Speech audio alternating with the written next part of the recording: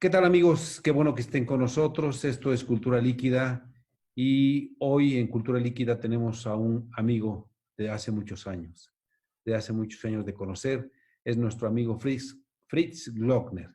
Él es escritor, historiador, académico, ha ganado varios premios, tiene más de 10 libros escritos, si no me equivoco. Últimamente publicó 20 de cobre y Los años heridos que se ven ahí con él precisamente.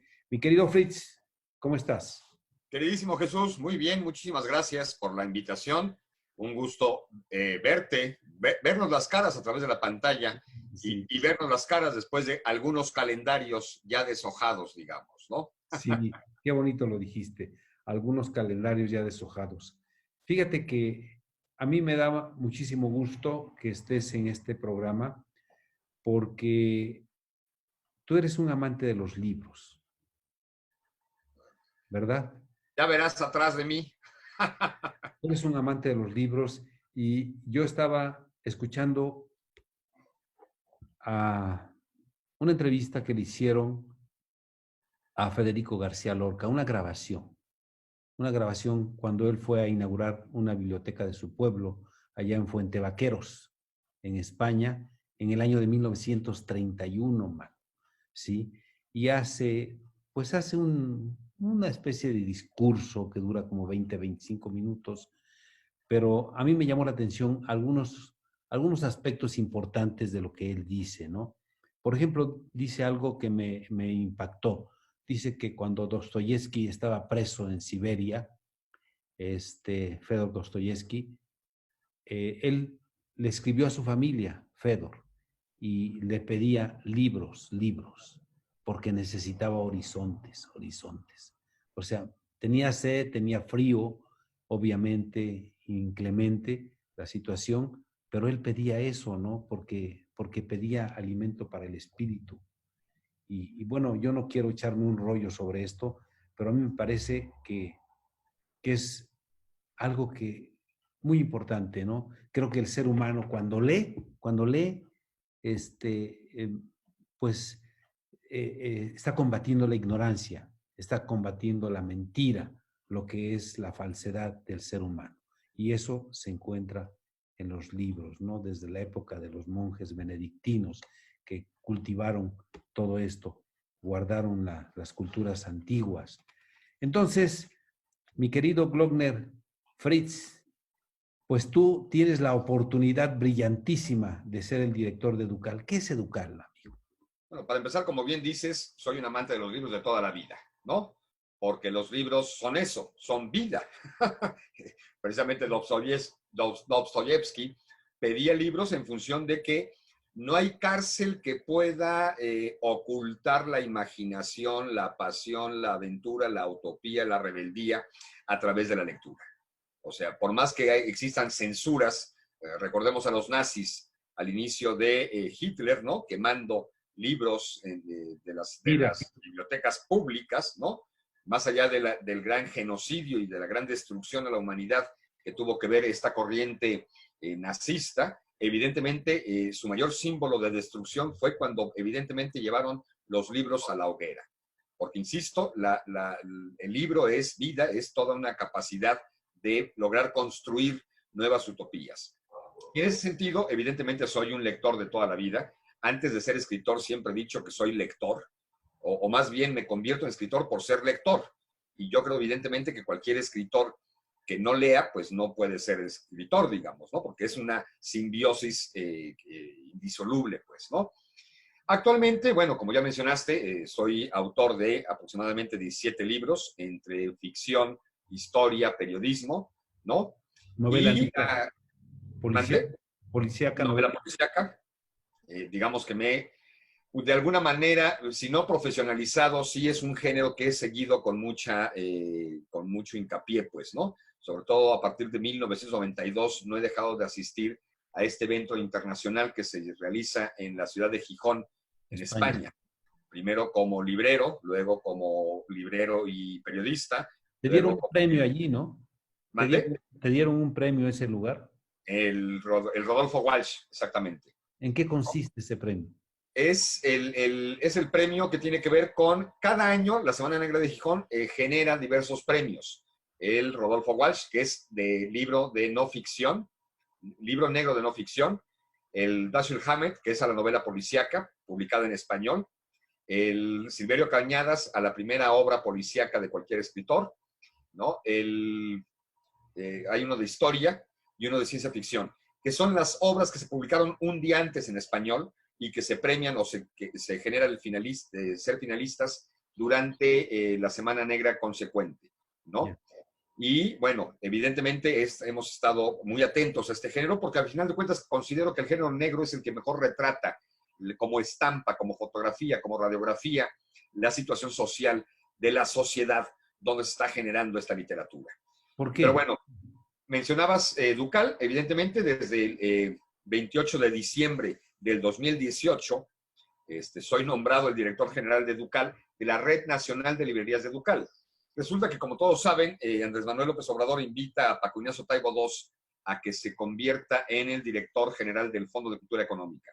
Yeah. Y a partir de ahí se hace el planteamiento de que no hay que andar duplicando funciones. Y por lo tanto, ante este proyecto de ser director del fondo, Paco propone que se unifiquen las otras empresas del Estado mexicano que tenían que ver con edición o distribución o divulgación de los libros.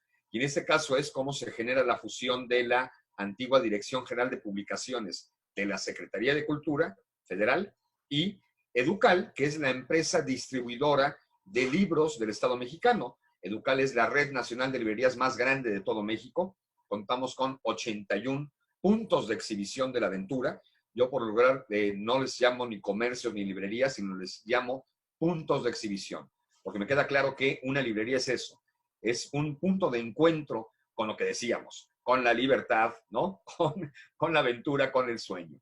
Y entonces, actualmente todavía no terminamos de fusionarnos, Fondo de Cultura, Dirección General de Publicaciones y Educal, pero ya evidentemente, desde el 28 de diciembre que yo asumo la dirección de Educal, venimos trabajando coordinadamente las actividades de la gran empresa editora del Estado mexicano, que cumple 86 años, el Fondo de Cultura Económica, evidentemente con toda su carga histórica de publicaciones, de difusión de la cultura, de las ciencias sociales. Y por otra parte, la Dirección General de Publicaciones y Educal, que se fundó en el año de 1982 como la red para difundir y promover la literatura y los materiales educativos. Entonces, soy responsable de atender, digamos, de tener en mente los libros, las aventuras para los mexicanos en 81 puntos distintos, regados por toda la República Mexicana. De pronto, Educal es un sello que no se ubica muy, no es un sello comercial, pero les podría decir que evidentemente han pasado por diversas librerías de Educal, como por ejemplo la que está en el aeropuerto de la Ciudad de México, las dos terminales, Terminal 1 y 2 es de Educal, la que está en Palacio Nacional de Bellas Artes, la que está en la Cineteca Nacional. En la ciudad de Puebla tenemos una en la 6 Oriente 201, casi enfrente del Museo de los Hermanos Cerdán. Había una junto a San Pedro. Que ya no existe por el temblor de 2017. La quitaron por eso. Se afectó el edificio y ya no se reabrió. Estaba dentro del Museo de San Pedro y teníamos otra muy pequeñita en el Museo de los Ferrocarriles en Puebla. Pero oye, ambas por el quiero decir algo. 17 se cerraron. Te quiero decir algo. Yo tuve la oportunidad de vivir con mi familia en León, Guanajuato. Y en León, Guanajuato tienen ustedes una Educal. Así ahí es. Precisamente en el Fórum Cultural Guanajuato.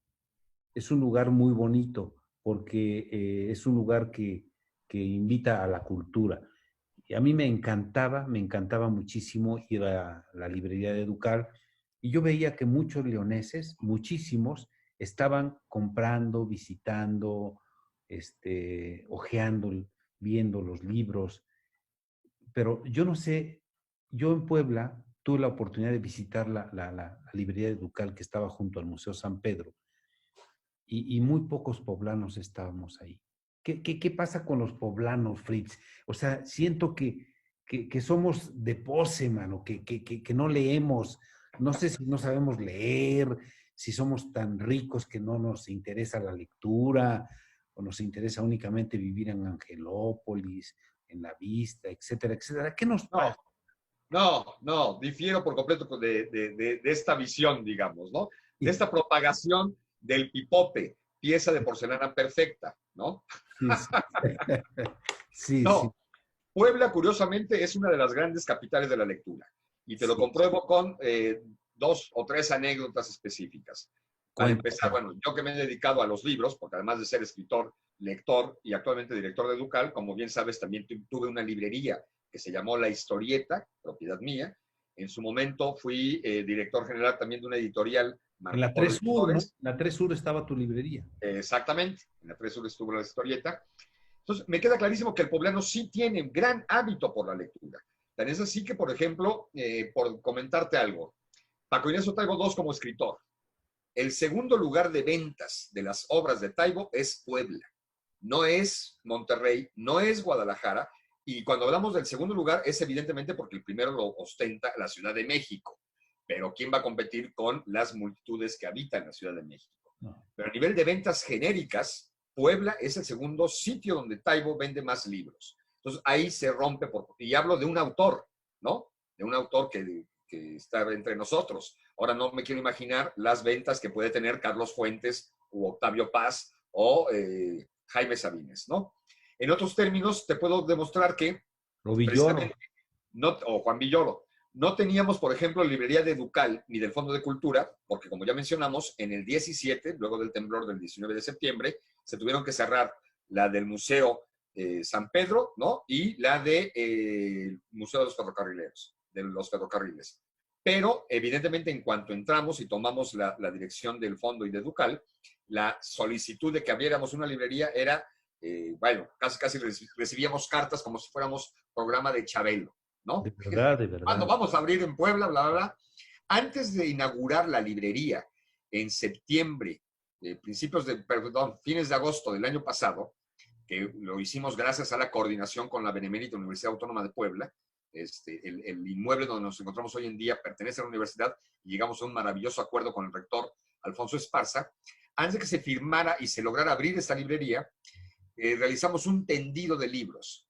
Durante todo Tendido el de año, libros. tendido de libros. ¿Qué es Durante eso? todo el 19, nos encontramos con que teníamos 9 millones de ejemplares en los almacenes entre Fondo de Cultura Económica Educal. Ejemplares que estaban durmiendo los sueños de los justos. 9 millones. 9 millones de ejemplares. ¿Y qué Que como autores? comprenden, ¿De boom latinoamericano, clásicos? no, había de todo. O sea, imagínate lo que es tener 3 almacenes con 9 millones de libros, Sí, ¿no? sí, sí. No sé qué hacían las autoridades o los responsables anteriores, tanto de Educal como del Fondo de Cultura, que llegaron a acumular esa cantidad ¿Y por qué no infinita los y absurda de sacaban? libros. ¿Eh? ¿Por qué no los vendían? ¿Por qué no? Eso, eso habría que preguntárselo a ellos, ¿no? Entonces, cuando tomamos la dirección nosotros, Sí. evidentemente dijimos, tenemos que sacar estos libros a la calle.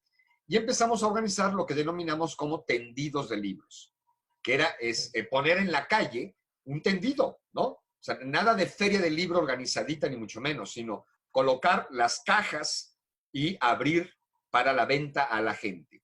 Lo hicimos en Chihuahua, lo hicimos en la Ciudad de México, y un mes antes de inaugurar la librería de Educal, aquí en Puebla, que por cierto se llama Carmen, por obvias razones, por Carmen Cerdán, Sí, sí. hicimos un tendido en Puebla y la venta ¿Dónde de fue? ¿Dónde fue? fue en el Complejo Cultural Universitario, Ya. afuera, en la explanada que está afuera del auditorio. Sí, la Y la conozco. venta de ese tendido superó los tendidos de la Ciudad de México, querido.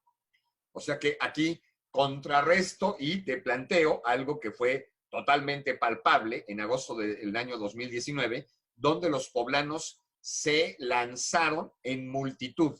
De pronto tenías que hacer cola hasta de 45 minutos para pagar los libros que te querías llevar.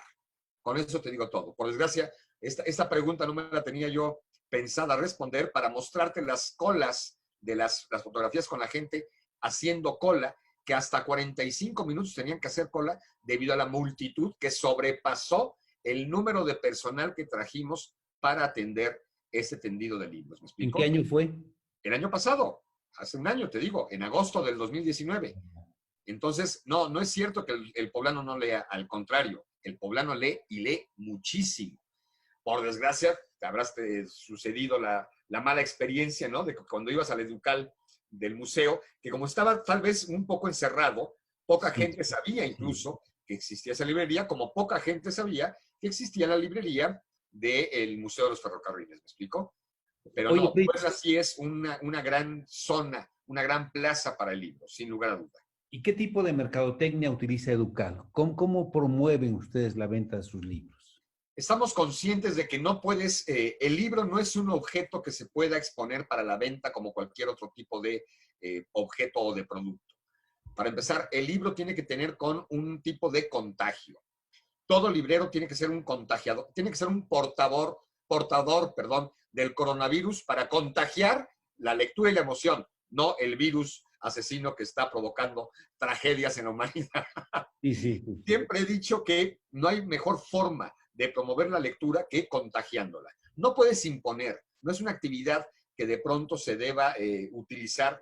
Si no lees, no sabes, el conocimiento solamente te llega a través de la lectura. Toda esta faramalla que la educación formal nos ha venido construyendo ha provocado que muchos adolescentes, niños, jóvenes o incluso adultos mayores se alejen de la lectura, porque se les despoja del placer que trae per se el acto de la lectura. ¿Me explico? El Sí, sí.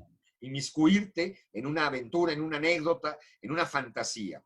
Entonces, siempre hemos subordinado el conocimiento al placer de la actividad y eso ha provocado que muchos dejen de leer. Por lo tanto, Educal, el Fondo de Cultura, somos conscientes de que lo primero que tenemos que hacer es promover la acción más que el último reducto que es el objeto.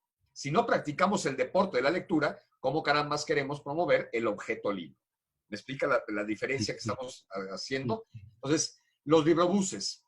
Yo recibo Educal con supuestamente en inventario 12 librobuses. ¿Qué son los librobuses? Son camiones acondicionados como librerías que recorren el país. Curiosamente, la administración pasada había dado de baja 6 de las unidades de los librobuses que pensaban vender como chatarra frente a Hacienda. En cuanto tomé la dirección de Educal, de inmediato revisé los expedientes y salvamos 5 de los autobuses que no fueron a dar a chatarra, sino que los compusimos, los arreglamos Claro, y claro. maravillosamente hoy Educal y el Fondo de Cultura cuentan con 11 unidades móviles libreras que han recorrido. El año pasado, nada más y nada menos, recorrimos el país, dimos la vuelta y media al mundo. No es que nos hayamos ido a dar la vuelta al mundo, sino que Sí, sí. los kilómetros que recorrieron los librobuses en la República Mexicana Equivale es a esto. similar a vuelta y media al mundo. Pero bueno, a lo que voy. Antiguamente los librobuses únicamente llegaban y se estacionaban en cualquier esquina, en cualquier parque, en cualquier ayuntamiento, ¿no? Sin ningún tipo de actividad. Y la gente que pasaba por ahí, bueno, pues sí, parece bonito, ¿no? Un autobús lleno de libros donde puedes subir y puedes hojear y puedes ver y si deseas puedes comprar. Lo que instituimos fue evidentemente dotar a todas las unidades móviles de promotores de lectura, gestores, contagiadores, ¿no? Cuentacuentos, gente que se anima, para que la gente se acerque a la lectura. Está comprobadísimo de que teníamos la imagen de que la librería era como el espacio para los intelectuales, ¿no? Era así como, Y uy, yo entro a una es la librería idea porque que me uno da miedo, tiene. Sí, ¿no? sí. Es Para una actividad ajena a mí. un grupo elitista, ¿no? Exacto.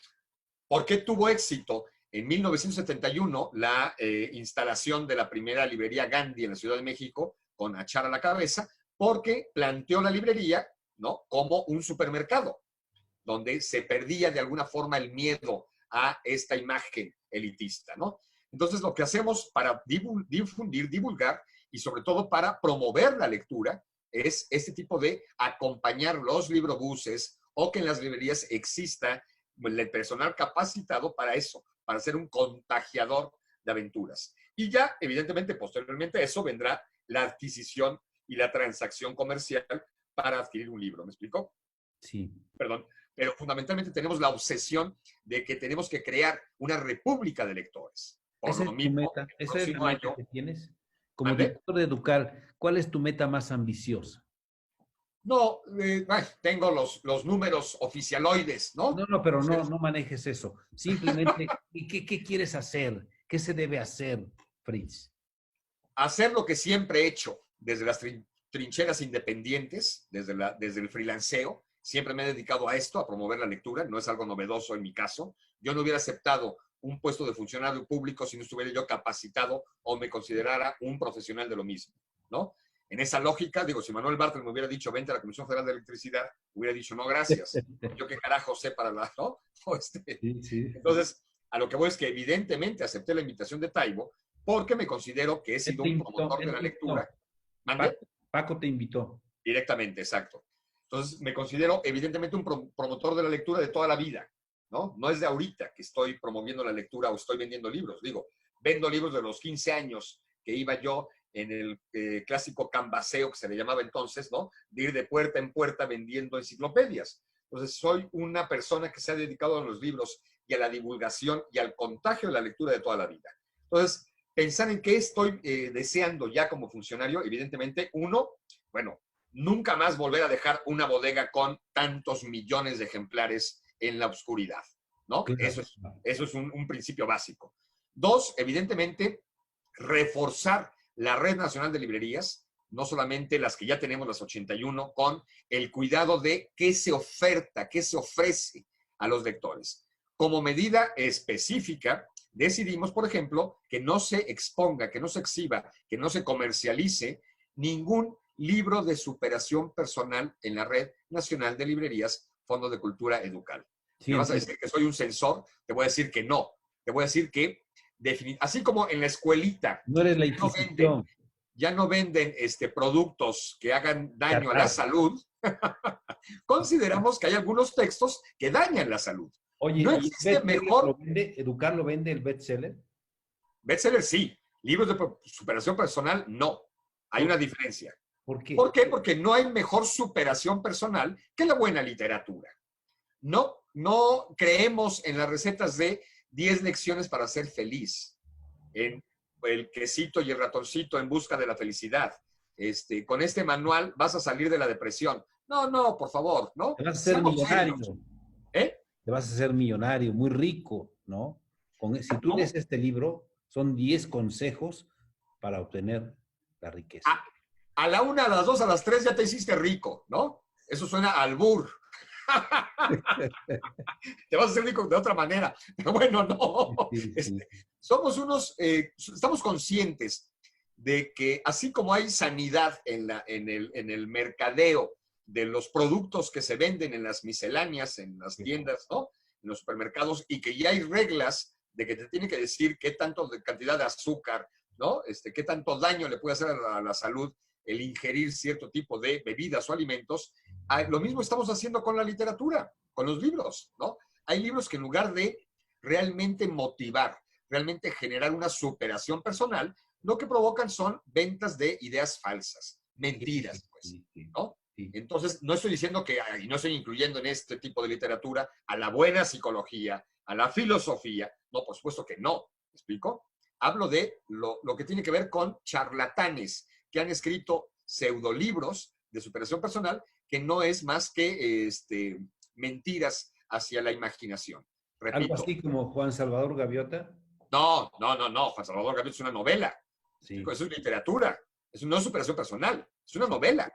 ¿Me explico? O El Principito. No. Hablo de los manuales específicos. No hay que confundir cuando hablo de literatura o subgéneros literarios de superación personal con este tipo de títulos que ya mencionamos, o cuántos conductos de televisión se han puesto a dar consejos sin ningún tipo de preparación académica a los adolescentes, por ejemplo. ¿Me explico?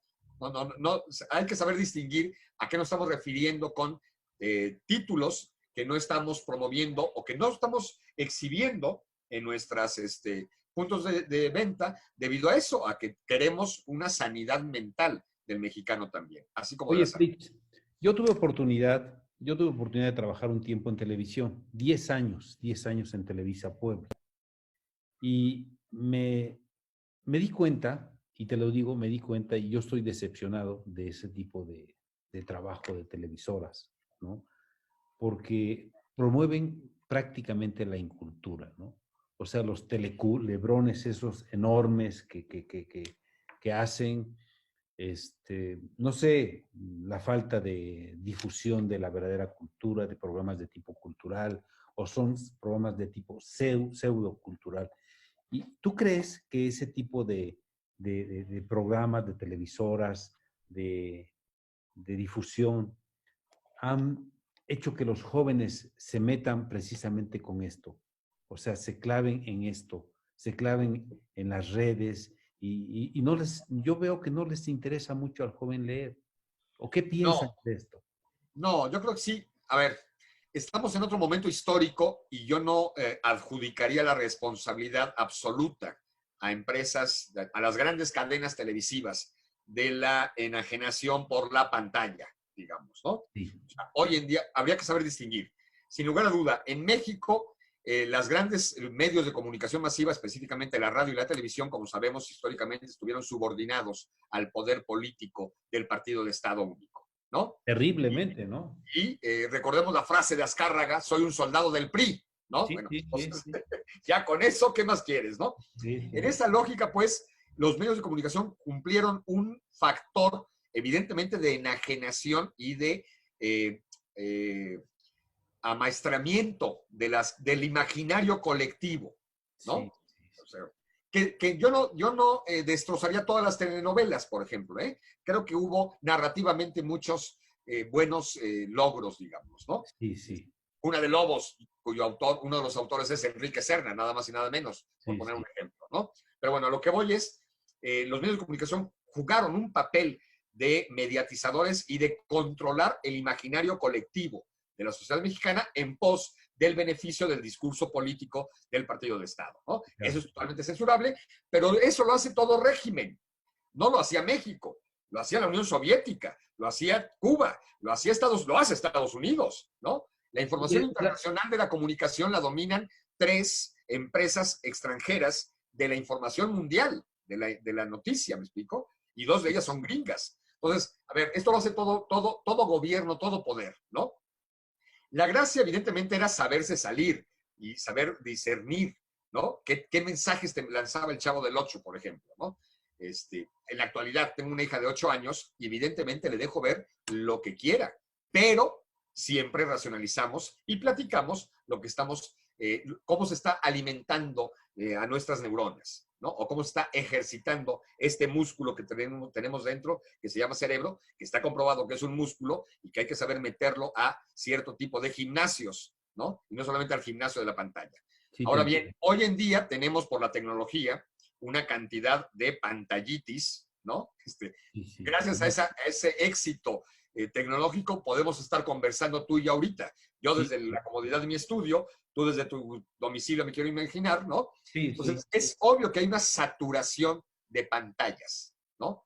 Pero esto no ha evitado, por ejemplo, que el libro siga existiendo como el principal instrumento del sueño, de la aventura, de la utopía. Porque el papel nunca te va a terminar de sustituir esta maravillosa, ¿no? Esta gracia de jugar con hojas, de que los ojos recorran las letras impresas, nunca va a terminar de ser sustituido por esto. Sí, Soy un convencido de esto. Que los niños de pronto tengan más afición porque hay una infinidad de juegos, de distractores, de formas para invertir lo lúdico, ¿no? A través de la pantalla, no quiere decir que esto vaya a sustituirse, ¿eh? O no, por lo no, menos en nunca. mi caso muy particular también tiene mucho que ver la educación, cómo la estás manejando, ¿no? O sea, no crees que esto llegue a sustituir la afición a la lectura? Para Un nada. libro. Digo, porque No, no, puedes leer acá. Yo digo, yo no leo por cuestión de higiene mental y de higiene de los ojos, ¿no? Porque me quedo ciego si me pongo a leer un libro aquí, ¿no? nos quedamos. O una computadora, ¿no? Por muy bonita que esté, ¿no? Recuerda que viene el teatro como expresión artística y Sí, empiezan a aparecer, por ejemplo, ¿no? Los diversos avances tecnológicos. Llega el cine y todo el mundo decretaba la caducidad y el fin del teatro. Y este nunca sucumbió. Llega el radio, ¿no? Llega la televisión. Les decía que la televisión iba a sepultar a la radio y no sucedió. O sea, cuando teníamos la oportunidad de ver películas a través de estas cassettes, ¿no? sí, Beta sí, y así VHS, realmente. se decía que el cine iba a desaparecer y no desapareció. Entonces, no, tranquilos, el libro nunca va a desaparecer, porque además de todos los ejemplos que he puesto, el libro es de los instrumentos de placer existencial, social, emocional de la humanidad más longevo. Y por supuesto que la pantallitis no va a lograr sepultar la expresión impresa de los sentimientos y de la experiencia humana. ¿Me explico? Sí. O sea, no hay comparativo, pues, ¿sí? Tan es así que, por ejemplo, en su momento, en 2008, 2007, 2009, hubo cierto boom por la adquisición de las tabletas y de descargar libros, ¿no? Sí, sí, sí. Varias veces me quisieron regalar una tableta, ¿no? Vas a tener 300,000 títulos a tu alcance, ¿no? La biblioteca del Congreso de los Estados Unidos va a estar a tu alcance en una sola pantalla. Obviamente nunca acepté, siempre dije que de favor no me fueran a hacer ese tipo de regalos, ¿no? Porque evidentemente yo voy al papel, no solamente por por cuestiones visuales, ¿no? De sanidad, de salud visual, sino porque para mí el papel es vida, porque es vida, ¿no? Viene de la vida el propio papel, esto no. Y me queda clarísimo que las ventas, el boom que tuvo entre 2007, 8, 9, las tablets y estos instrumentos de lectura a través de pantalla, bajaron a partir del 10. ¿Me explico? Hoy, evidentemente, 2020, debido al confinamiento, al encierro y demás, por ejemplo, evidentemente han aumentado las ventas de los libros digitales, pero por razones obvias, ¿me explico? A final de cuentas, Educal, con sus librerías, las 81 librerías estuvieron cerradas durante un periodo de 93 días. Ya hemos empezado a abrir paulatinamente las librerías, pero no hemos llegado a abrir la totalidad de las 81, por ejemplo, ¿no? Fritz, te pregunto algo. Este gobierno de López Obrador ha sido muy criticado por una clase social y económica que tú lo conoces perfectamente, ¿no? Y por muchas cosas. Pero yo te pregunto, ¿López Obrador le preocupa la cultura? O sea, sobre todo te lo pregunto ahorita que se habla de los 109 fideicomisos, etcétera, etcétera, que se afectó con la CID, que se afectó la ciencia, la cultura, no sé, que se dicen muchas cosas. Pero tú como lector, como historiador, no te lo pregunto como persona que trabaja en educar, o sea, ¿crees que a Obrador le preocupe la cultura que los mexicanos leamos? Definitivamente. A ver, es el primer gobierno que desde Palacio Nacional lanza un plan nacional de lectura, querido, y no de manera charlatana como en su momento pudo haberlo hecho Vicente Fox.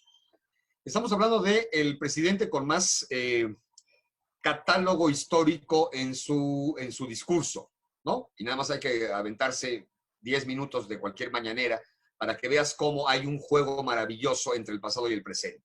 Entonces, hablamos de, para mi gusto, uno de los presidentes con mayor concepto de la historia como tal, ¿no? Sí. Y que por lo mismo tiene mucha conciencia de la función de la cultura dentro de, no solamente de la consolidación de un proyecto de nación y de un programa de transformación, sino de convivencia social. ¿Me explico? Y evidentemente, a ver, es obvio, se afectaron intereses creados dentro de la cultura, la ciencia, el deporte. Este famoso debate, por más, esta pregunta daría como para que tuviéramos no uno, sino 3 programas, querido, ¿no? Y conste que no estoy hablando con la lentitud de Andrés Manuel, sino todo lo contrario, ¿no? Sí. A mí parece que me corretean con la palabra, ¿no? Pero bueno, me queda clarísimo que lo que se vino a afectar fueron una serie de intereses creados mezquinos durante muchos años, durante muchas décadas, ¿no? Estos intelectuales beneficiados por los sistemas priistas y panistas, y evidentemente los nombres de Héctor Aguilar Camín y Enrique Krause salen a la luz evidentemente, ¿no? Así como las empresas que eran beneficiadas con el no pago de impuestos, por ejemplo, ¿no? Y cómo los fideicomisos se habían convertido en un rincón, en pequeños establos, a donde muy pocos llegaban a ordeñar, por favor, ¿no? Y digo, esto se ha esclarecido y se ha contado con mucho lujo de detalle, ¿no? Para que no haya la idea de que ya no va a haber producción cinematográfica porque el Fidicine desaparece. No, se va a generar el programa que va a hacer llegar los fondos directamente a los interesados quitando a los intermediarios, punto. Claro, Porque claro. todos los fideicomisos eran una suerte de trabas y era un gran edificio donde conforme iba bajando el dinero, cuando llegaba a quien tenía que llegarle, ya no había dinero, cómo se iba gastando, ¿no? O cómo se iba mochando, dependiendo de cómo el elevador venía en descenso, ¿no? Y entonces terminaba, si te iban a llegar 100, conforme iba llegando el elevador, cuando Tocaban llegaba a la 10. planta baja tenías 10, ¿no? Entonces, bueno, Sí, ¿de sí. qué se trata, no? Entonces, no, creo que, a ver, de pronto en estas medidas de rajatabla, ¿no? Tampoco es cierto que todos son corruptos, obviamente, ¿no? Aquí, dentro de las generalidades, muchas veces, ¿qué es lo que se le ha atacado a Andrés Manuel? Cómo de pronto hace sentencias genéricas o no utiliza los matices, ¿no? Pero ya cuando se le cuestiona, te das cuenta de que sí hay matices, ¿me explico? Y de que sí creo que había que terminar con los diversos rincones oscuros de corrupción de este país, que eran infinidad de ellos, por Y que favor. hay, todavía existen muchísimos. Evidentemente, ¿no? Evidentemente. A ver, te repito, vámonos a un caso muy particular. Educal la recibo, uno, con una deuda de 120 millones de pesos. Dos, de los 12 librobuses, 6 considerados como chatarra. Sí, sí. Sí, Y lo que salvé vi. 5. 5 Sí, no eran chatarra. Uno de ellos tenía 40,000 kilómetros. Nada más. Y ya estaba considerado chatarra. Digo, si no es que hubiera ahí corrupción, sí había ineficacia, ineficiencia y mediocridad. ya. Y ganas de no hacer las cosas. ¿Me explico? Sí, sí. Entonces, no, a ver, y no soy un defensor ciego, ni mucho menos de la gestión y del gobierno de Andrés Aguas. Tengo y he tenido históricamente muchas diferencias directamente con Andrés Manuel, 1997-98, cuando era presidente del Partido de la Revolución Democrática, ¿no? Porque como recordarás, yo fui jefe de prensa de Cuauhtémoc Cárdenas en la elección presidencial de 1994. Sí, sí. En esa lógica, pues, tengo a muchos amigos políticos conocidos, pues, ¿no? Y en ese sentido, no soy un apostador a ciegas de nada, porque además traigo un apellido donde siempre hay que estar de criticones, ¿no? Traigo endosado un maravilloso apellido, que Sí, si algo sí, nos ha caracterizado desde que expulsaron del Partido Comunista Mexicano a mi abuelo, ¿no? Por ahí sí. de 1967, traemos este tipo de sagas. Y Pero entonces, a tu primo lo acaban de quitar de la Secretaría de Cultura. mi tío, A tu Julio es tío, mi tío, es tu tío, ¿verdad? renunció a la Secretaría de Cultura por diferencias con el gobernador, Luis Miguel Barbosa, ¿no? Pero bueno, en esa lógica, pues, te insisto, no andamos quedándonos como sector familiar calladitos, ni mucho menos, ¿no? Nos gusta plantear y exponer nuestros puntos de vista. Y en ese sentido, creo que los que están en la crítica, porque también hay mucha crítica ridícula en contra de Andrés, por Sí, favor, ¿no? sí. Pero bueno, sí creo, y para concluir, sí me estoy convencido de que Andrés es de los presidentes más cultos en términos de cultura genérica, ¿no? Que no lo demuestre en su lenguaje, como supuestamente se le criticó, que utiliza pocos números de palabras, supuestamente, ¿no? Y ha Sí. hecho mofa al respecto. Y de conocimiento histórico, sin duda alguna, ¿no? Y que evidentemente ante una tragedia como recibió el país, donde el sistema de salud se encontraba en parámetros de tragedia, mucho antes de la propia pandemia, ¿no? Y que había que apostarle a las necesidades urgentes de la población, ¿no? Amigo Fritz, yo creo que la paramos aquí porque si le damos más tiempo a esta entrevista, no la van a ver completa porque es muy largo, ¿no? Me aburre. Sí, no, porque es muy interesante lo que estás diciendo. A mí me gustaría mucho que platicaras sobre muchos temas, sobre que hablaras sobre cuestiones de género, feminicidios, sobre la situación de los jóvenes, sobre los periodistas y nuestro papel en este merequetengue de la política en este momento, ¿no? Lo que estamos haciendo. En fin, no sé, muchísimas cosas que se quedan en el tintero que yo te invito a que más adelante volvamos a retomar esto, a lo mejor en 10 días, ¿no? Y saquemos otra nota sobre otros temas. Además de tus libros, o sea, por ejemplo, ese libro que tienes atrás, Los años heridos, 20 de cobre, que me platiques cómo escribes, qué tipo de literatura, cuál es tu tendencia, qué planteas en tus libros, ¿no?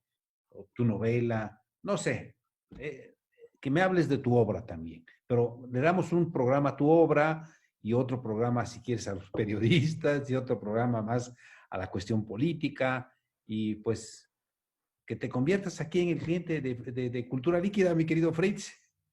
Ya está pactado. No con sangre, porque sería feo que manchemos las pantallas de nuestras propias sangres, ¿no? Pero ya está pactado, querido. Amigo, muchas gracias. Al contrario, gracias a ti. Un gusto Bien. para todos. Saludos a todos los que nos vean. Gracias, gracias amigos por estar aquí en Cultura Líquida. Adiós.